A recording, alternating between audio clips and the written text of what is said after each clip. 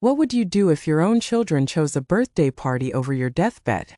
This is the story that will make you question everything you thought you knew about family loyalty.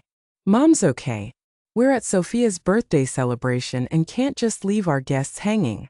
Those exact words came from my son Marcus when the doctor called to tell him his mother was dying. Literally on the edge of death. My heart had stopped beating 4 times in the ambulance, and my 42-year-old son decided that Sophia's hors d'oeuvres mattered more than his mother's final moments. Here I am, connected to machines that keep me breathing, staring at this sterile white ceiling. It's past midnight and I'm utterly alone. The heart monitor beeps irregularly, each sound a reminder that any beat could be my last. Meanwhile, my sons are half a mile away, raising toasts and laughing.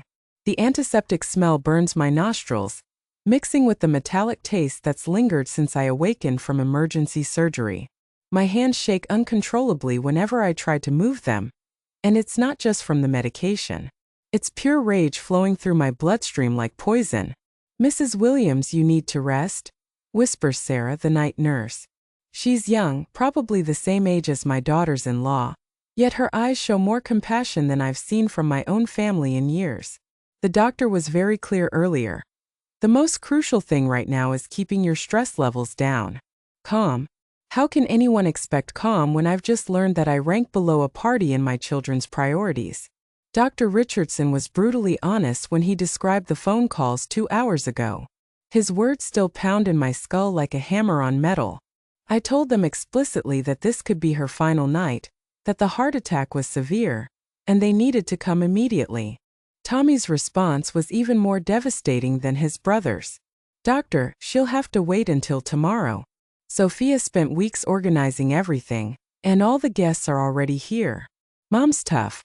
She always bounces back from everything." I always bounce back. That phrase echoes in my mind like a cruel joke. I bounced back when their father walked out on us 28 years ago, leaving me with 2 teenagers and crushing debt. I bounced back when I worked 3 jobs to fund their private education, scrubbing floors before dawn, serving tables during the day, and tailoring clothes until the early morning hours. My fingertips still bear the scars from that old sewing machine.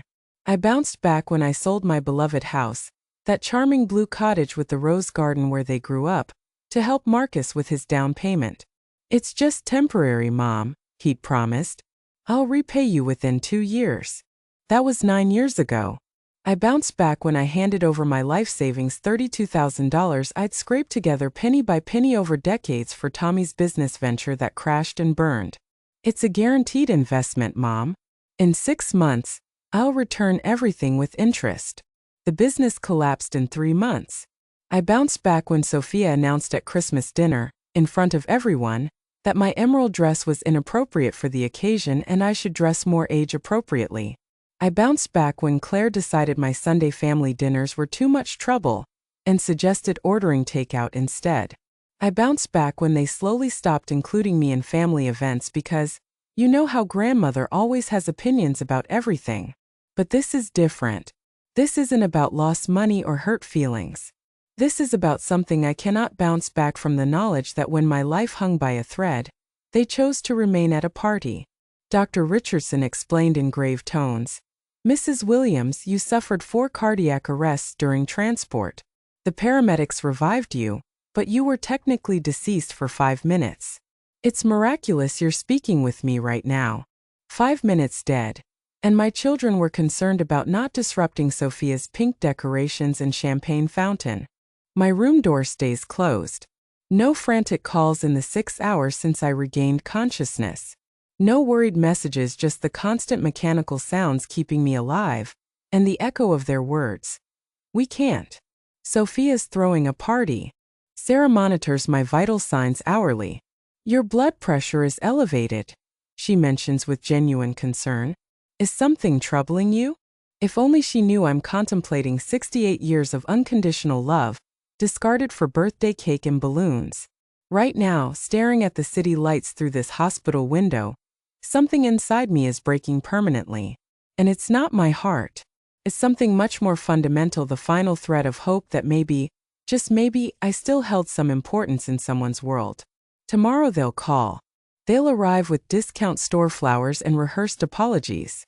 They'll claim they didn't grasp the severity, that they assumed it was another one of my dramatizations, like when I fractured my ankle last year and it took them 4 days to visit. But it's too late. Tonight, they've revealed exactly where I stand on their priority list. And that position is rock bottom. I close my eyes and transport myself back 42 years. Marcus was 3 and Tommy was just born. We lived in that cramped 2-bedroom apartment in Riverside with walls so thin we could hear our neighbors' conversations. Robert, my husband then, worked at the steel mill while I stayed home caring for the babies. I remember distinctly the scent of baby powder and their giggles during bath time in that second-hand plastic tub we'd bought at a yard sale. Marcus was always my shadow. "Mama, mama," he'd chant constantly, following me around on his stubby little legs. Tommy was more independent, but when he fell ill, he became my little companion, asking me to sing the lullaby my own mother had taught me. Everything for my boys, I told myself while sewing clothes until 3 in the morning to sell at weekend markets. Every extra dollar went straight to their needs: new shoes when they outgrew the old ones, school supplies, Marcus's baseball lessons, Tommy's piano classes. I wore the same gray dress for 3 years running, but they always looked impeccable. The first warning sign came when Marcus turned 26. He'd met Sophia at work, a calculating woman with a perfect smile and perpetually manicured nails. The first time he brought her for dinner, she surveyed my home like a real estate appraiser evaluating condemned property. "Eleanor," she said with a smile that never reached her eyes, "wouldn't it be better if Marcus and I hosted Christmas at my place this year? My family has established traditions, and my mother is particular about how things should be done." That Christmas, I ate alone for the first time in 28 years. The turkey I'd purchased sat untouched in my refrigerator for a week. When I asked Marcus about dinner, he replied, "It was incredible, Mom. Sophia's house is like something from a magazine. And the food, her mom is an amazing cook." As if my 30 years of cooking meant nothing, Tommy followed the same pattern 2 years later. Claire was different from Sophia, more subtle in her manipulations. She didn't exclude me outright. Instead, she made small comments that accumulated like drops of water, until they formed a puddle of insecurity. "Oh, Eleanor, what a lovely red sweater," she'd say with a condescending smile. "It's so vintage, isn't it?" I always tell Tommy that women our age should update their wardrobes occasionally. Or when I prepared my famous lasagna, that recipe I perfected over decades. It's tasty, mother-in-law, though a bit heavy for my digestion. I prefer lighter, more contemporary cuisine. Tommy has adapted to my cooking style. Family dinner invitations grew sporadic. First it was, "Claire isn't feeling well and prefers something intimate." Then, "The kids have heavy homework loads and need quiet." Eventually they simply stopped inviting me. Margaret, my longtime neighbor, confronted me bluntly one afternoon over coffee. "Eleanor, dear, your daughters-in-law are systematically pushing you out of your sons' lives. It's the oldest story in the book. I've witnessed this scenario countless times. But I refuse to believe it. They're good girls, Margaret. They just need time to adjust to our family." "Adjust? They've been married 6 years, Eleanor. They've already adjusted. They've adjusted you into being the grandmother who appears for emergencies and leaves quietly." She was right, though admitting it stung. I'd begun feeling like a stranger in my own children's lives. Phone conversations became mechanical exchanges. "Hi, Mom. How are you?" "Fine. We're fine too." "Well, we'll talk later. We're busy." The most devastating blow came 3 years ago when I sold my house to help Marcus. Sophia had found her dream home in an upscale neighborhood, but they needed $120,000 for the down payment. "Mom," Marcus said in that voice he'd used as a child when he wanted something, "I know it's a huge ask, but this is our chance. It's an incredible investment. In 5 years, this house will double in value." I sold my little cottage, the one where I'd raised my children, where their heights were marked on the kitchen doorframe, where they'd taken their first steps. I moved to a small apartment in a building without elevators, but they got their dream house. The first time I visited their new home, Sophia greeted me at the door with a strained smile. "Eleanor, what a surprise. You should have called first." We're expecting friends for dinner. She didn't invite me inside. I stood on the threshold of the house I'd helped purchase, feeling like a door-to-door salesperson arriving at an inconvenient time. I just wanted to bring you this, I said, offering her a chocolate cake I'd made specially. It was Marcus's favorite as a child. Oh, how thoughtful. But you know we're trying to eat healthier. Marcus is being very careful since his cholesterol scare. She held the cake as if it were contaminated. That night I cried myself to sleep. My son had cholesterol problems, and I discovered it by accident through a conversation at the door of a house I'd helped buy. With Tommy, the situation was different but equally painful. He'd always been more direct, less diplomatic than his brother. When his electronics importing business started failing, he got straight to the point. Mom, I need $10,000. It's to save the business. If I don't get it this week, I'll have to close and be in debt for years. It was my entire savings account. Every dollar I'd earned working before sunrise. Every coin I'd set aside from my pension over 12 years. But he was my son, my baby whom I'd carried through countless feverish nights. I'll lend it to you, sweetheart, but I need you to sign a promissory note. It's not mistrust, just to keep everything official. Claire was outraged. A promissory note? Seriously, Eleanor? You're going to charge your own son interest? What kind of mother does that? In the end, I lent him the money without any documentation. He's your son, I told myself. He understands what that money means to you. The business failed after 3 months. The $10,000 vanished along with years of sacrifices and dreams of a dignified retirement. Tommy told me, Mom, you know how these businesses work. Sometimes you win, sometimes you lose. At least I tried. As if my money had been casino chips rather than the result of decades of labor. Now, connected to these machines in this cold hospital, I understand that all those moments were preparing me for tonight. Tonight, when the mask finally fell and I could see the naked truth. To my children, I am expendable. The chest pain had started 4 days ago during Sunday lunch at Marcus's house. It was my 68th birthday, though nobody seemed to remember. Sophia had prepared a light salad and grilled chicken, nothing like the celebrations I used to organize when they were children. Mom, you look exhausted, Tommy had said while picking at his food without looking up from his phone. Are you sleeping well? The truth was I hadn't slept properly in weeks. A strange pressure in my chest woke me every night at 2:30, as if someone were sitting on my ribcage. But I didn't want to worry them. I didn't want them thinking it was another one of my dramatizations, as they'd started calling my ailments. I'm fine, honey. Just some heartburn at night. Sophia had laughed dryly. At our age, the body doesn't process food the same way, Eleanor. I tell my mother she needs to eat lighter, fewer spices, less fat. A 68-year-old woman's body isn't the same as a 30-year-old's. That afternoon, as I prepared to leave, Claire arrived with news that shattered my heart without her realizing it. Guess what? We finally set a date for my birthday party. It's this Thursday at the Grand Marriott Ballroom. I've been planning for months. Thursday. My actual birthday had been Sunday, but nobody had mentioned it. On Thursday, they were going to celebrate Claire with all possible grandeur. It's going to be spectacular, Claire continued excitedly. I hired the city's best catering service. There'll be live music, themed decorations, and over 60 guests have confirmed. Tommy bought me this gorgeous gold dress that cost $1,500.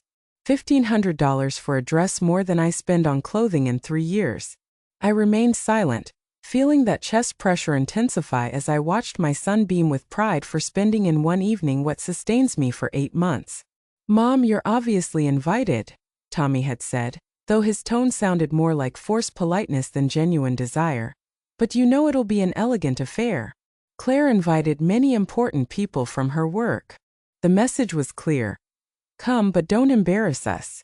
On Wednesday night, 1 day before Claire's grand celebration, the chest pressure had become unbearable. My left arm ached and nausea made me double over in bed. I called Marcus at 11 at night. Mom, what's wrong? We're watching a movie. My son, I feel very sick. I have chest pain that won't subside. Did you take anything? Chamomile tea? Maybe it's stress. You've been very tense about Claire's party. Look, we'll stop by tomorrow after the celebration.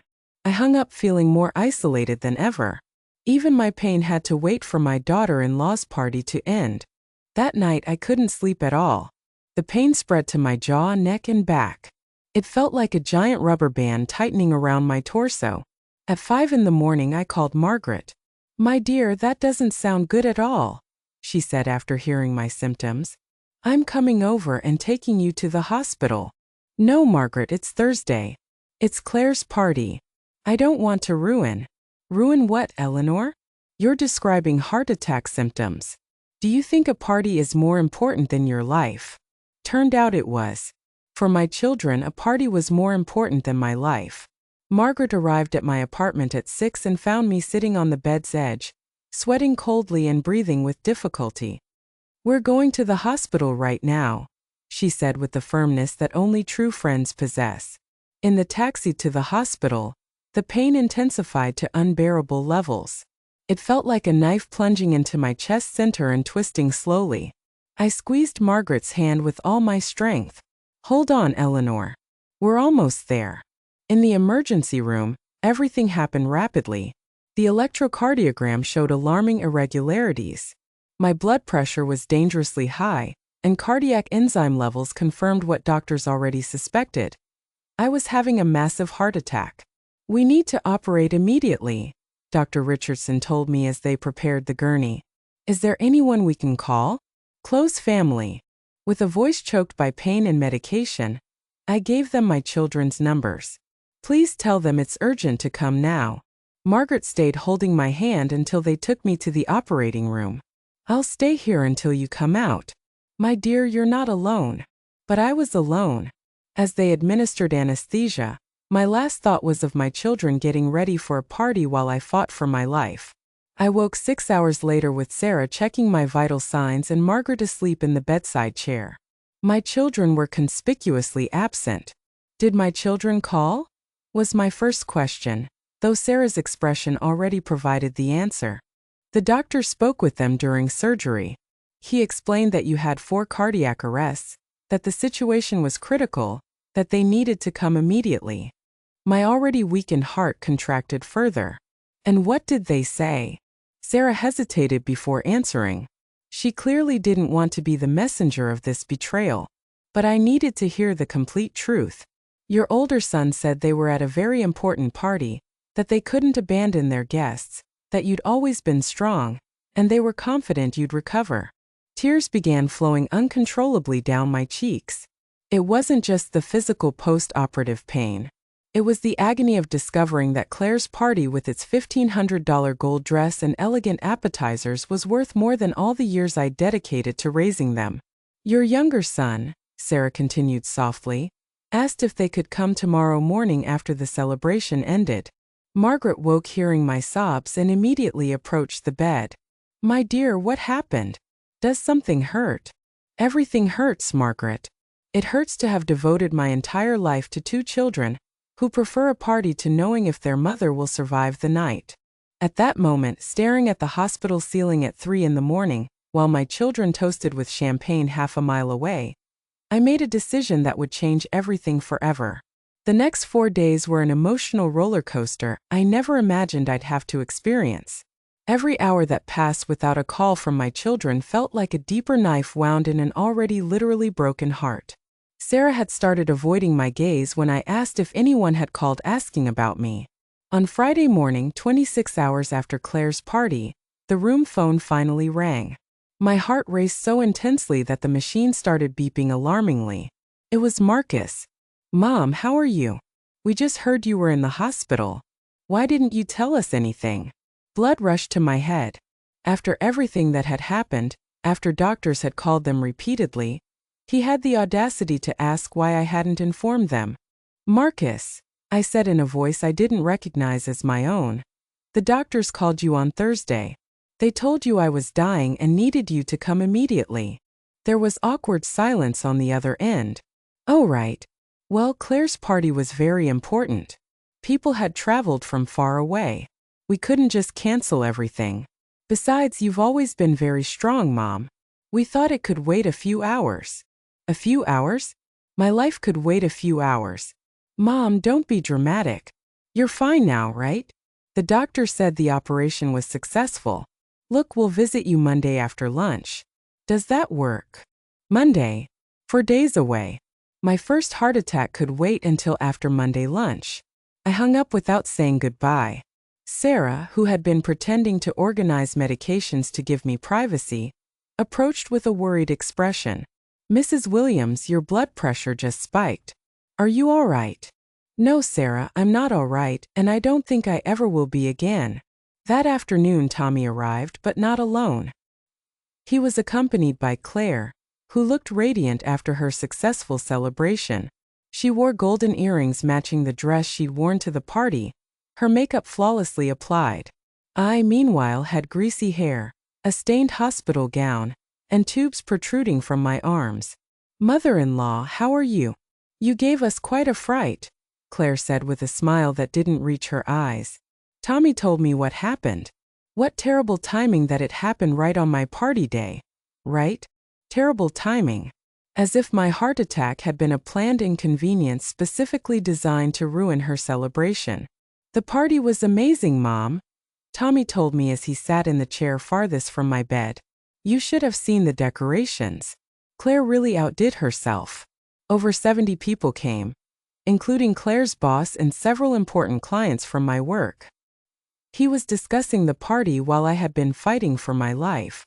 He was talking about decorations and important networking opportunities. How are you feeling? Claire asked, but her tone suggested she expected a brief, positive answer. You look much better than we expected. Doctors nowadays perform miracles, right? The doctor said I had 4 cardiac arrests. I told them, observing their reactions. I was clinically dead for 5 minutes. Tommy shifted uncomfortably in his chair. Well, but it's over now, Mom. The important thing is that you're alive and recovering. The important thing, I repeated, feeling something inside me harden like concrete. Is that while I was dying, you were eating appetizers and laughing with guests? Claire frowned. Eleanor, it's not fair for you to make us feel guilty. We didn't know it was that serious. Besides, what could we have done at the hospital? We're not doctors. It was better for us to be where we could be useful, organizing the party that had cost so much money and effort. Useful? Organizing a party was more useful than accompanying their dying mother. Look, Mom, Tommy interrupted. Claire and I talked and we've decided we're going to help you more. We can visit once a week, maybe on Mondays after lunch. And if you need something urgent, you can always call us as long as it's not during work hours, or when we have important commitments. Once a week after lunch if they didn't have important commitments.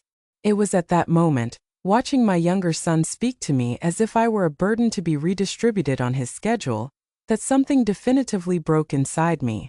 It wasn't my heart this time. It was something much deeper, the last shred of hope that maybe, somewhere hidden, there remained something of the love I'd planted in them all these years. You know what? I said in a strangely calm voice. You're absolutely right. You shouldn't feel guilty. Both visibly relaxed, thinking I'd understood their perspective. You shouldn't feel guilty, I continued. Because to feel guilty, you need to have a conscience, and you clearly lost yours long ago. Claire's expression changed immediately. Eleanor, there's no need to be rude. We came here to support you, even though we have 1,000 things to do. To support me? I laughed, but there was no humor in my laughter. You came to fulfill the minimum social requirement so you can say you visited your sick mother. You came so you could sleep peacefully knowing you did your good deed for the day. Tommy stood up, clearly annoyed. Mom, you're being unfair. We just explained why we couldn't come earlier. Claire's party was important for our future. We can't cancel our lives every time you have a health problem. Every time I have a health problem, as if heart attacks were common colds I caught regularly for attention. You're right, my son, I told him, feeling strange calm wash over me. You can't cancel your life, and I won't ask you to ever again. Claire smiled, thinking she'd won. I'm glad you understand, mother-in-law. It's important that we all maintain healthy boundaries in family relationships. Healthy boundaries. That was an interesting way to describe emotional abandonment. They stayed another 15 minutes talking mainly among themselves about their weekend plans, about a trip they were planning next month, about a new sofa Claire wanted to buy for the living room. I was merely a silent observer of their prosperous, busy lives. When they finally left, vaguely promising to return soon, I was alone with Sarah and the weight of a revelation that was transforming me completely. "Mrs. Williams," Sarah said as she checked my phone, "I don't like how you look. Would you like me to call someone else? Do you have other family members, close friends?"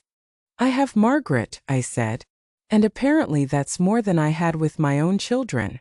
That night, listening to hospital sounds and feeling the throbbing pain in my scarred chest, I began planning something I never thought I'd have to do. Something definitive that would show them the true cost of their decisions. I couldn't sleep that night. It wasn't just the physical pain still piercing my chest like daggers, but a mental clarity I hadn't experienced in years. For the first time in decades, I was seeing my life without the filter of unconditional maternal love.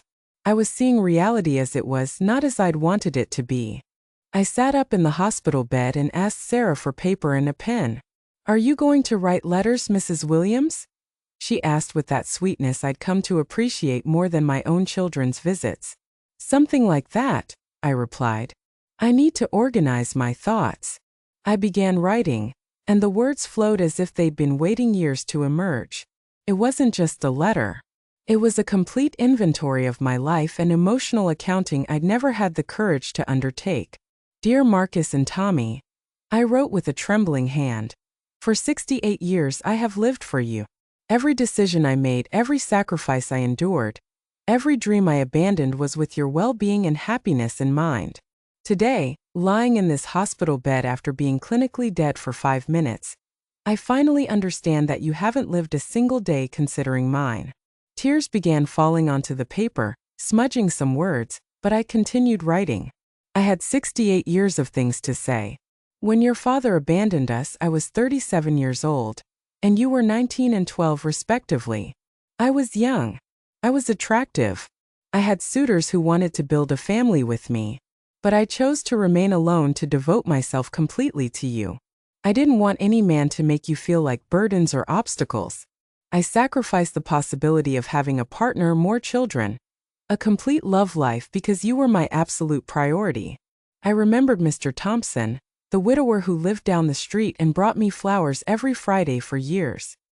He was a good, hard-working man who courted me with the patience of someone who understood valuable things. But I always told him I couldn't think about romance, that my children needed me. He married another woman 6 years later, and I continued alone, raising them. I worked 3 jobs for 9 years to pay for your private college," I continued writing. "I cleaned offices from 3 to 6 in the morning. I worked at the restaurant from 7 to 3 in the afternoon and tailored clothes from 5 until midnight. I slept 4 hours daily from Monday to Saturday. Sundays I dedicated entirely to you. I washed your clothes, cooked your favorite meals, helped with homework, took you to the park." My hands started cramping, but I needed to write everything. It was as if putting it on paper finally gave real weight to all those years of silent dedication. "Marcus, when you married Sophia, I sold my house to help you with your down payment. That blue cottage where you grew up, where you learned to walk, where we spent the best Christmases of our lives. I sold it without hesitation because you said it was your opportunity for a better life. I moved to a 1-bedroom apartment on the 4th floor without an elevator. But you got your dream house." I stopped writing momentarily to wipe my tears. Sarah approached with concern. "Are you feeling well, Mrs. Williams? Your blood pressure is rising again." "I'm fine, honey. For the first time in years, I'm perfectly fine." I continued with the letter. "Tommy, when your business was failing, I lent you my life savings, $32,000 I'd saved dollar by dollar over 12 years. Working weekends until I was 72, selling food at my building entrance, saving every penny of my pension. It was my security for old age, my peace of mind to be able to get sick without being anyone's burden. But you needed that money, and I gave it without hesitation." The irony hit me like a slap. I'd spent my financial security so they wouldn't see me as a burden, and now they saw me as exactly that. "But none of this matters now," I wrote. Feeling each word liberated me a little more. What has truly killed me hasn't been the financial sacrifices. What killed me was discovering that on Thursday, when I was fighting for my life on an operating table, you were toasting with champagne at a party. I closed my eyes and allowed myself to relive that humiliation once more. It was necessary to feel the full weight of that betrayal to do what I had to do. The doctors called you at 1 in the afternoon to tell you my heart had failed, that I'd had multiple cardiac arrests, that the situation was critical. They literally told you this could be your mother's last night. And you replied that you couldn't come because there was a birthday party with appetizers and live music was worth more than the life of the woman who brought you into this world. The words were becoming blurred by tears, but I continued. I needed to finish tonight. Today I understood something I should have understood years ago. You don't love me. Maybe you cared for me when you were children and needed me. But that feeling evaporated the moment you became independent. Now I'm just an uncomfortable social obligation, someone to visit occasionally to maintain appearances. My hand trembled as I wrote the next lines because I knew once I put them on paper, there would be no turning back. That's why I've made a decision that will change our lives forever. I will not continue living as a mother begging for attention crumbs from children who see me as a nuisance. I will not continue pretending that obligation visits and courtesy calls are enough. I will not continue accepting that my life has less value than a party, than a dinner with friends, than a busy weekend. I paused to catch my breath. My heart was pounding, but what I felt wasn't fear. It was liberation. When you read this letter, I will already be gone from your lives forever. Don't look for me. You won't find me. I've decided to start over in a place where nobody knows my story, where I can simply be Eleanor, not the abandoned mother who sacrificed herself for ungrateful children. Sarah approached again. Mrs. Williams, it's already 4:30 in the morning. You should rest. I'm almost finished, honey. Just a few more lines. I'm not making this decision out of anger, but out of self-love. The same love I gave you all these years I will finally give to myself. I deserve to be surrounded by people who value my presence, who care about my well-being, who choose my company instead of tolerating it. I was reaching the end, and each word brought me closer to the freedom I've been unconsciously seeking. Don't expect me to return. Don't expect reconciliation. This is my definitive goodbye. Be happy with your busy lives, your important parties, and your clear priorities. I will be happy away from you. I signed with my full name, Eleanor Margaret Williams, your mother until today. I carefully folded the letter and placed it in the nightstand drawer. Tomorrow I would give it to Margaret with specific instructions on when to deliver it. For the first time in days I fell asleep without crying. On Saturday morning, I woke with a strange sensation in my body. It wasn't the physical pain I'd been carrying since the heart attack. It was something different, a mixture of nervousness and excitement I hadn't felt in decades. It was the feeling of being about to take control of my own life for the first time in years. Margaret arrived early as she had every day since my operation. She brought a thermos of homemade coffee, and that warm smile that reminded me there were still people in the world who genuinely cared about me. Good morning, dear. How did you sleep? You look different today, more peaceful. Margaret, I need you to do me a very important favor. Perhaps the most important I've asked in all our years of friendship. She sat in the bedside chair with a serious expression. Tell me what you need, Eleanor. You know you can count on me for anything. I handed her the letter I'd written during the early morning hours. I need you to give this to my sons, but not now. Wait until Monday afternoon when they come to visit me. Margaret took the envelope carefully, as if she knew it contained something that would change everything. What is this, my dear? It's my freedom, I said with a smile that even surprised me. And I need your help with something else. I need you to help me disappear. Margaret's eyes immediately filled with concern. Eleanor, what are you talking about? Are you thinking of hurting yourself? No, I interrupted, taking her hand in mine. I'm not talking about suicide, Margaret. I'm talking about rebirth. I'm talking about starting a new life far from here. Far from children who don't value me. Far from this city where every corner reminds me how much I've given and how little I've received in return. I explained my complete plan. For the past few hours, my mind had been working on every detail as if it had been waiting years to plan my own liberation. I have money saved in an account my children don't know about, I told her. It's not much, but enough to start. It's $12,000 I've been saving from my pension for the last 4 years after Tommy lost my savings in his failed business. I have it at First National in an account solely in my name. Margaret listened with a mixture of admiration and concern. But Eleanor, where are you going to go? Do you have family in another city? I have a cousin in Phoenix, Grace. We haven't spoken in 6 years, but I know she lives alone in a big house she inherited from her husband. I'm going to write to her. I'm sure she'd take me in for a while until I get settled. It was true. Grace had always been different from the rest of the family. She was an independent woman who'd never had children and always told me she admired my strength. On the few occasions we'd spoken by phone, she'd hinted that if I ever needed a change of scenery, her house was open to me. The plan is simple, I continued, explaining to Margaret. On Monday, when my children come, it will be the last time they see me. After they leave, you help me get out of the hospital. I'm not going to officially discharge myself. I'm simply leaving. I'll leave the letter on my bed and disappear. And your things, your apartment? I already talked to Sarah about this. She has a sister who's a lawyer, and she's going to help me create a power of attorney so you can handle everything. You can sell my furniture, keep whatever you want, and use the money to pay the remaining rent until the lease ends. I never liked that apartment anyway.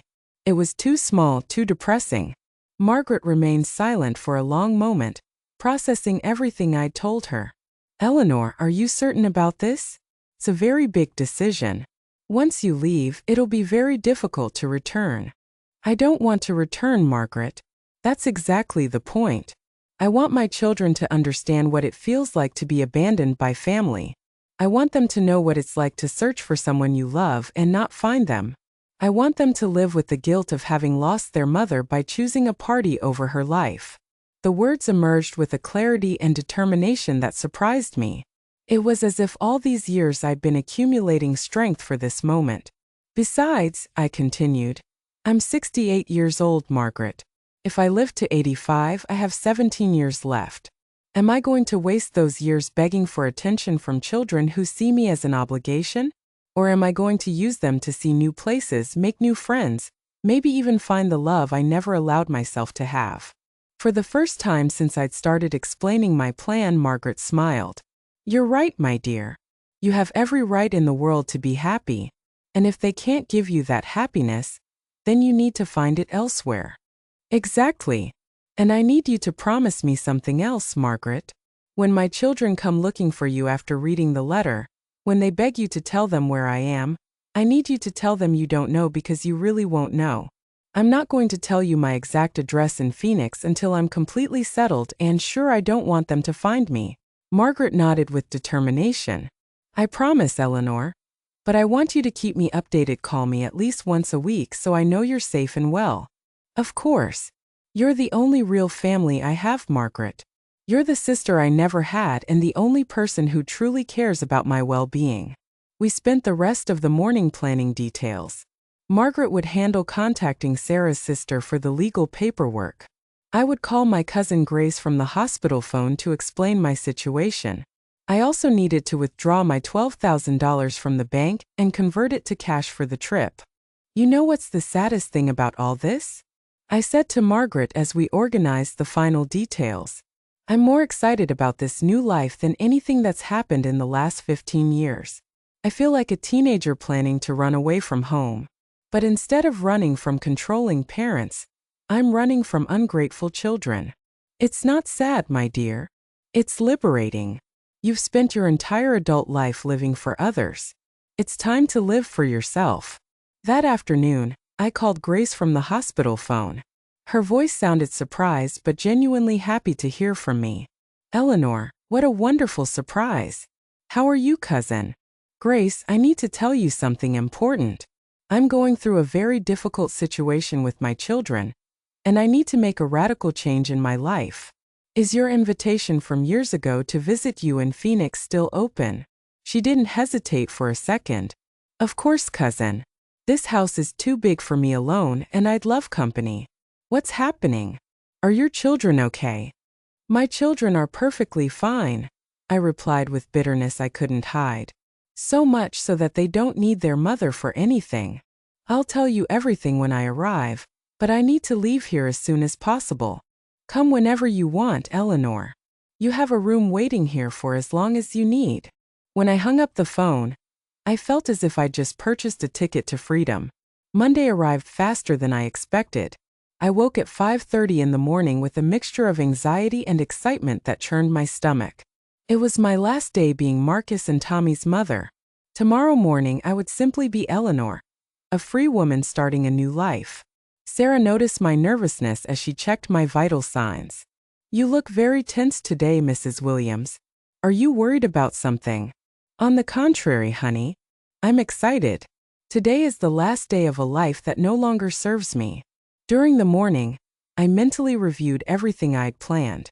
Margaret had withdrawn my $12,000 from the bank on Saturday and had it secured at her house. Sarah's sister had prepared the power of attorney allowing Margaret to handle my legal affairs. My cousin Grace was waiting for my arrival in Phoenix with open arms. Everything was ready. Marcus and Tommy arrived exactly at 2 in the afternoon, as they'd promised. After lunch, naturally, Claire came with Tommy wearing a new coral dress that probably cost more than I spent on food in 3 months. Sophia arrived 20 minutes later, apologizing because she'd had to finish a super important work call. Mom, you look much better, Marcus said as he sat in the chair farthest from my bed. The doctor told us you'll probably be discharged this week. Yes, Sophia intervened. We said it was impossible for it to be as serious as the doctors claimed. You've always been very strong. Very strong, as if my strength were an excuse for their abandonment. And what plans do you have when you leave the hospital? Claire asked with that false smile she'd perfected. I hope you understand that with our work schedules, it'll be difficult for us to visit very often, but we can call you on weekends. Call me on weekends if they didn't have more important commitments, of course. Actually, Tommy said, Claire and I were talking, and we thought it might be good for you to consider moving into one of those assisted living facilities, you know, where there are 24-hour nurses and activities to keep you busy. An assisted living facility. They wanted to warehouse me after abandoning me during my heart attack. There are some very nice ones, Claire continued, excited by the idea. We visited one last weekend just to investigate.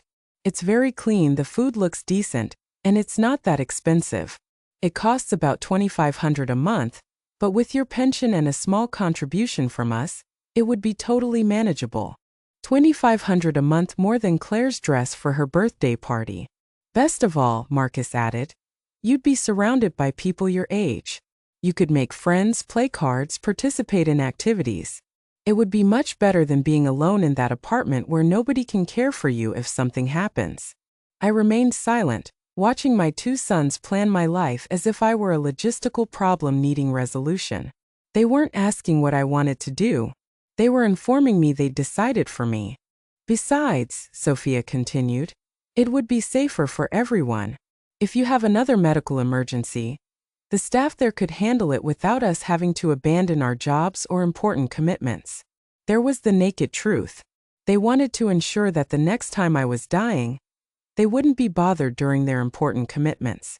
And when did you plan to implement this plan? I asked with a calm that surprised me. Well, there's no rush, Tommy said. But maybe in the next 3 or 4 months. That way you have time to get used to the idea, and we can save for the initial payment. 3 or 4 months, the time they gave me to prepare for my official exile. You know what? I said, feeling a strange smile forming on my lips. I think you're absolutely right. I think I need to make a radical change in my life. All 4 visibly relaxed, thinking I'd accepted their plan. I'm glad you see it that way, Mom, Marcus said. It's going to be best for everyone.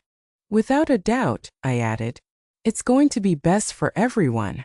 They spent the next hour talking among themselves about assisted living facility details. their work plans, the vacation they were planning next month. I was merely a silent spectator of the conversation about my own future. Claire showed Sophia photos on her phone from the birthday party, that celebration that had been more important than my life. Look, this is the cake I ordered. Isn't it beautiful? It cost $400, but it was worth every penny. $400 for a cake. More than I spent on food in 6 weeks. And this is the dress Tommy gave me, she continued, swiping to another photo. Isn't it divine? It's designer. It costs $1,500, but my husband says I deserve it. She deserved it. She deserved a $1,500 dress, but I didn't deserve them visiting while I was dying. At 4:30, they began making typical farewell gestures. Sophia glanced at her watch for the 4th time in 10 minutes. Claire yawned dramatically. Tommy obviously checked his phone. Well, Mom, Marcus said, standing up. I think it's time for us to go. We have dinner with Sophia's parents, and we don't want to be late. Dinner with Sophia's parents. Of course they were in a hurry to leave. It's fine, dears. Go in peace. Each gave me a quick, superficial kiss on the forehead, the kind given out of obligation. Claire even wiped her lips afterward, as if my skin had left some unpleasant residue. We'll call you this week, Tommy promised from the door. And we'll start researching more assisted living facilities, Sophia added. Take care of yourself, mother-in-law, Claire said with that false smile. And don't worry about anything. We'll handle everything. They left, leaving behind the scent of Claire's expensive perfume and the echo of their empty promises. I was left alone in the room, looking at the door through which my children had just exited. In a few minutes, Margaret would arrive to help me with the final phase of my plan. In a few hours, I'd be on a bus to Phoenix. By tomorrow, the hospital bed would be empty, and my children would be reading the letter that would change their lives forever. For the first time since the heart attack, I genuinely smiled. It wasn't a smile of happiness, but of liberation. It was the smile of a woman who had finally decided her own life was worth more than the emotional comfort of ungrateful children. Sarah came in for the afternoon checkup. How do you feel after the visit, Mrs. Williams? I feel free, Sarah. For the first time in decades, I feel completely free. At 6 in the evening, Margaret arrived punctually as always.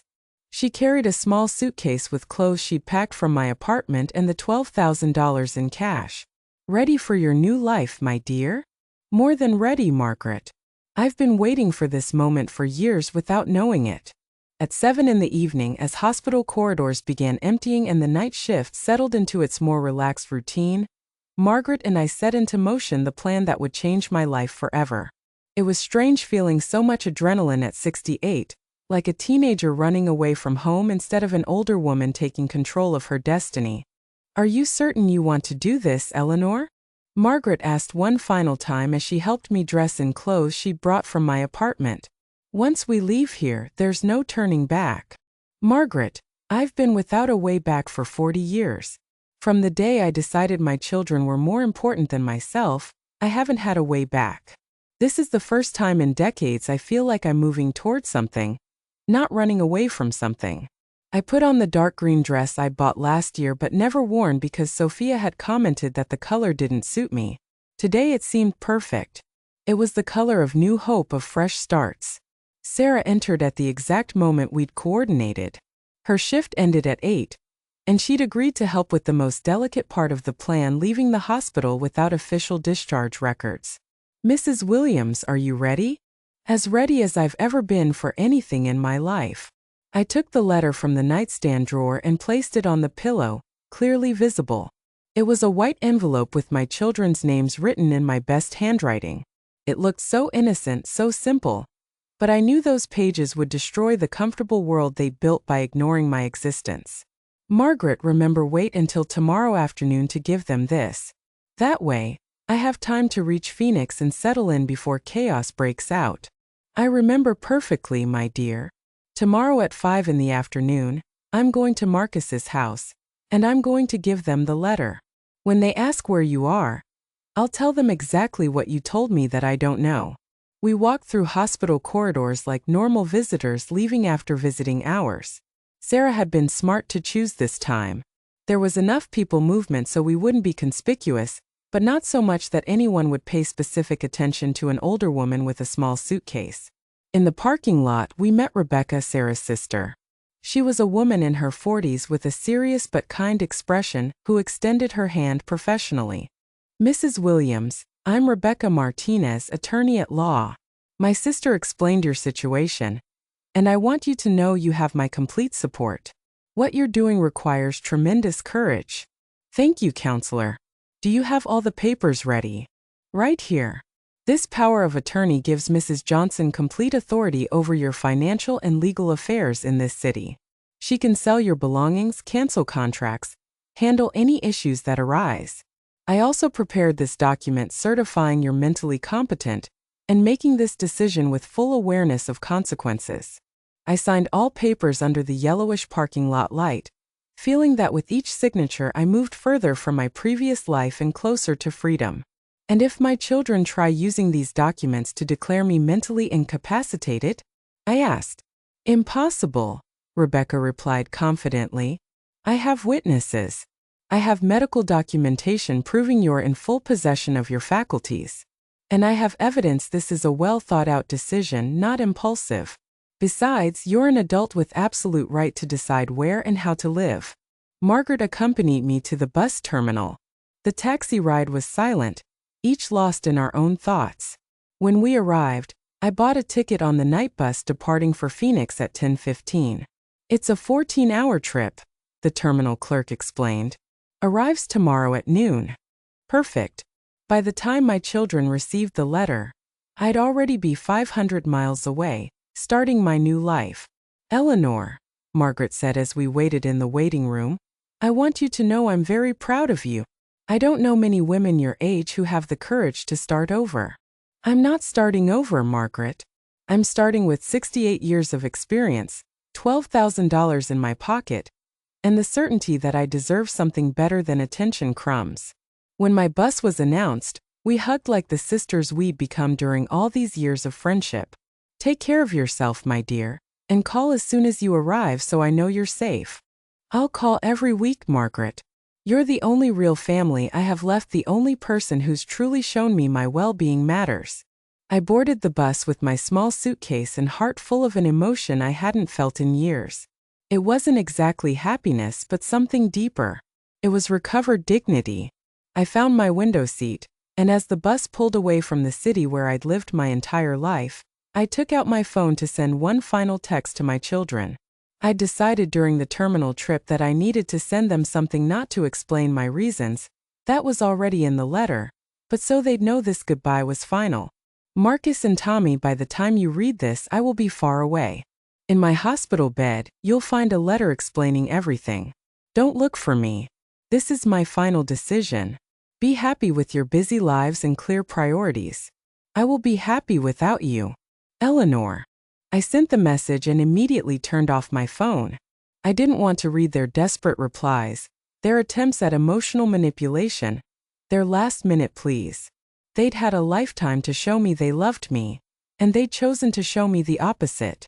The bus continued along the night road, taking me mile by mile away from a life of unrecognized sacrifices and closer to a life of new possibilities. Through the window, I saw lights of small towns passing by, houses where other mothers were probably having dinner with children who valued them, where other families said goodbye with genuine kisses and kept promises. At 2 in the morning, when most passengers were sleeping, I remained awake thinking about everything I'd left behind and everything awaiting me. I felt no sadness, no guilt. I felt something I hadn't experienced in decades: hope. My cousin Grace had told me Phoenix was a beautiful city full of parks and farmers markets, with perfect weather and warm people. "Here you can start fresh, Eleanor. Here, nobody will know your story, and you can write a new one." Writing a new story.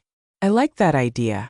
For the first time in my adult life, I was going to be the protagonist of my own story, not a supporting character in my children's lives. The bus continued toward my freedom. I arrived in Phoenix at noon on Tuesday, exactly as calculated. The sun shone with intensity one hadn't seen in years, as if even the weather was celebrating my new life.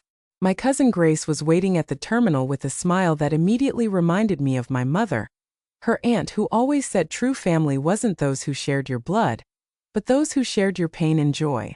"Eleanor, what joy to see you," she said, hugging me with warmth my own children hadn't given me in years. "You look tired from the trip, but there's something different in your eyes, as if you left a very heavy burden somewhere along the way." "That's right, cousin. I left 40 years of burden in a hospital 500 miles from here." During the ride to her house, Grace told me about life in Phoenix, about farmers markets where I could buy fresh vegetables for pennies, parks where women our age gathered mornings to exercise and socialize, dance classes for seniors, part-time job opportunities for experienced people. "Here, nobody will judge you for starting over at 68, Eleanor. This city is full of rebirth stories." Her house was exactly as she described, large, full of light, with a backyard where roses, jasmine, and an orange tree filled the air with fragrance. My room had a window overlooking the garden and a bed with white sheets smelling of lavender. "This will be your home for as long as you need, cousin. And if you decide to stay forever, it would be an honor." That first afternoon, while Grace prepared a homemade meal that reminded me of childhood, I received the call I'd been waiting for. It was Margaret. "Eleanor, I just delivered the letter. It was exactly as you imagined. Tell me everything, Margaret. I need to know how they reacted." I arrived at Marcus's house at 5 as we agreed. They were having quiet family dinner. When I told them I had a letter from you, Sophia rolled her eyes and said, "It's probably another one of her dramatics because we haven't visited in 3 days." I laughed bitterly.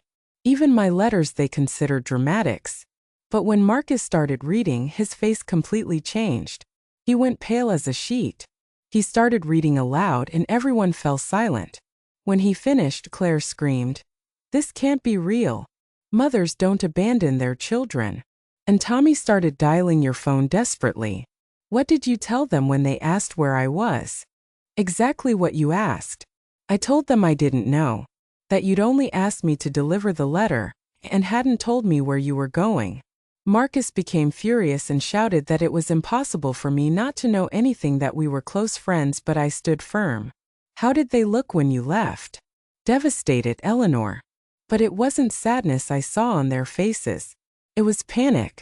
The panic of realizing they'd lost something forever, and it was their own fault." That night, lying in my new bed in my new city, with jasmine scent drifting through the window, I received dozens of missed calls and texts from my children. I didn't answer any but read them all. "Mom, please call us. We can talk about this." Marcus, "Eleanor, this is ridiculous. Mothers can't just disappear." Sophia, "Mom, I understand you're upset, but this is extreme. Come back and we'll fix everything." Tommy, "Mother-in-law, I think you're overreacting. We love you. We just have busy lives." Claire. The messages continued for days, becoming progressively more desperate, more pleading, more aware of the magnitude of what they'd lost. "Mom, I went to the hospital and found your bed empty. The doctor said you left without being discharged. This is dangerous for your health." Marcus, "Please, Mom, at least let us know you're okay. We're very worried." Tommy, "Eleanor, we've been thinking, and you're right about many things. We can change. Come back, please." Sophia, "But it was too late for changes. Too late for regrets. They'd had 40 years to change, 40 years to value me, 40 years to show my life mattered. I wasn't giving them a second chance." For weeks after arriving in Phoenix, I'd established a routine that filled me with peace I hadn't known in decades. I woke early to walk in the park with a group of women my age who'd welcomed me like a lifelong friend. I'd found part-time work at a downtown boutique helping ladies who appreciated my experience and good taste. In afternoons, I took watercolor classes at the cultural center, something I'd always wanted but never had time for because I was too busy sacrificing for my children. "You look 10 years younger, Eleanor," Grace told me one afternoon as we painted together in the garden. "It's incredible what freedom can do for a woman." She was right. I felt reborn, as if the 68 years of sacrifice had been just preparation for this new life where I could finally be myself. A month later, I met Mr. Rodriguez in dance class. He was a 72-year-old widower, retired, with kind eyes and easy laughter. Nothing romantic between us, but it was nice having male company who treated me with respect and admiration, who valued my conversation and presence. "Eleanor," he told me one afternoon after dancing, "I don't know what brought you to Phoenix, but I hope it was something good because your arrival has definitely been good for all of us." My children's messages had gradually decreased from desperate to pleading, from pleading to angry, from angry to resigned. The last message I'd received 2 weeks ago. "Mom, if this is what you really want, we respect it. We just want to know you're okay and happy. We've realized many things since you left, and you're right about everything you said. We hope someday you can forgive us." Marcus, forgive them. Maybe someday I could forgive them, but I could never forget. And I would definitely never return to being the mother who begged for attention crumbs. 7 months after arriving in Phoenix, as I had coffee in the garden on a sunny morning, I reflected on everything I'd gained by losing my children. I'd gained dignity, self-respect, genuine friendships, new experiences, and the possibility of living my remaining years as I wanted to live them, not as others expected me to. My phone rang. It was Margaret with her weekly call. "How are you, dear? You sound happier each week." "I'm better than ever, Margaret. Yesterday I enrolled in a creative writing course at the community college.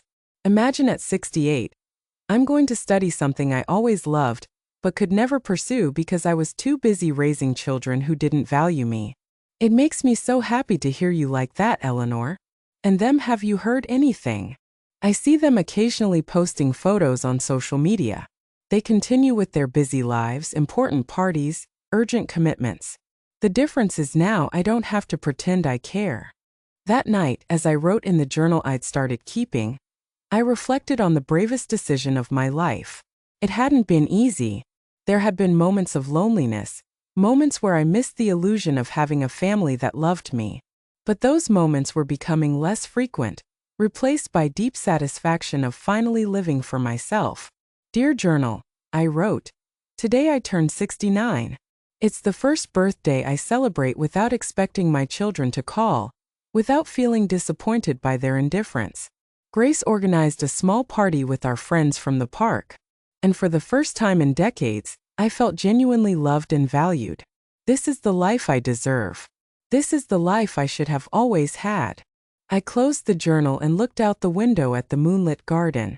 Tomorrow would be another day of my new life, another day of freedom, another day of simply being Eleanor. Not the abandoned mother, not the sacrificed woman, but a complete woman living on her own terms. And for the first time in 40 years, that was more than enough. If this story touched you like it touched me, I'd love to hear your thoughts in the comments. What would you do in Eleanor's situation? Sometimes the bravest thing we can do is choose ourselves. If you enjoyed this story, please consider subscribing for more like this. Thanks for listening.